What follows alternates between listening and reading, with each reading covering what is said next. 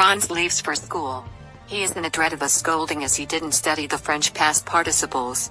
Attracted by the outdoors. It was warm and bright. The birds were chirping. The Prussian soldiers were drilling. Franz overcame the temptation to bunk the school. A crowd in front of the bulletin board in the town hall. All the important news was displayed there. The blacksmith, Wachter, strangely asks him not to hurry. Franz was puzzled by his words. Franz reached the school. Usually there was a great bustle when school began.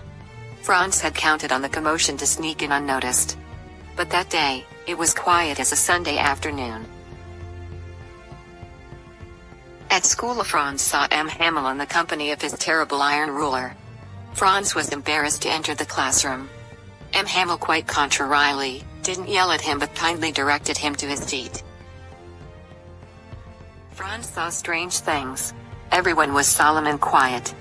M. Hamel was dressed grandly as if it were inspection day or prize day.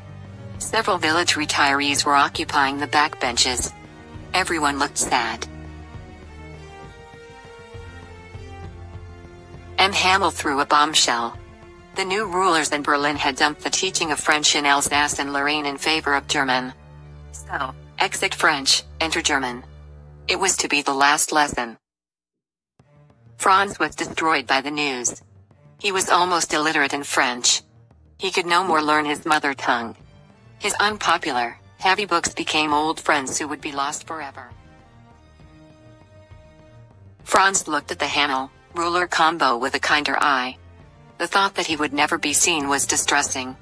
Franz regretted abandoning his lessons for seeking birds' eggs and sliding on the icy Saar in winter. Now Franz understood a few things. Why M. Hamel was in his Sunday best. Why the villagers were gracing the back benches. They were sorry not having been good students. To express their gratitude to M. Hamel and show their patriotism.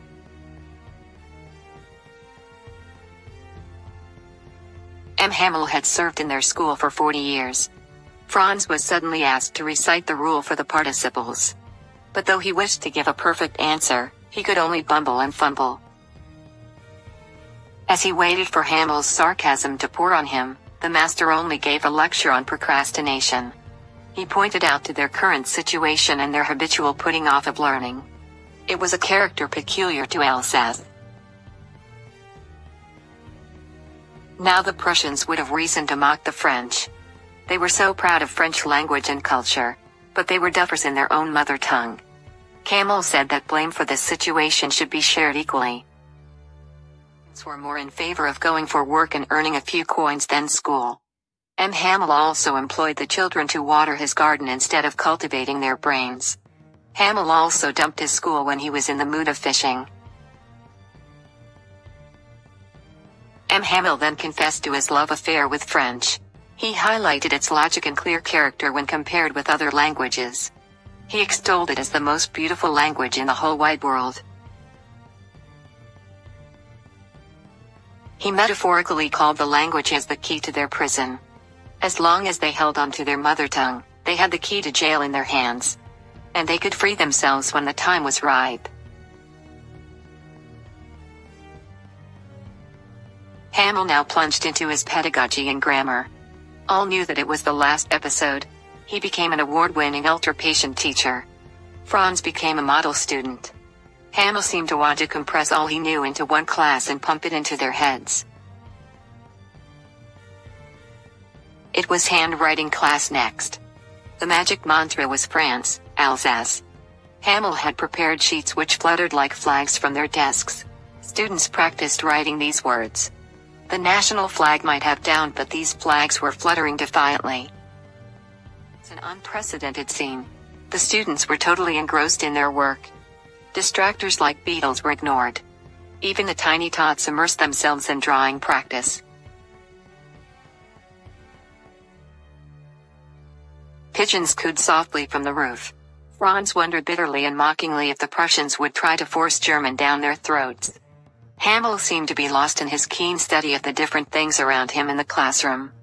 Franz could read the thoughts flashing on the monitor of his mind. He had been in this spot for 40 years. The desks were the same, but they had been worn smooth with the use of countless children. Some of the plants he had planted in the garden outside had grown appreciably. The children represented his work and the garden his recreation. The desks and other objects in the classroom reminded him of the time spent and the days spent so memorably. But his heart must have broken to know that he had lost his work and his life forever.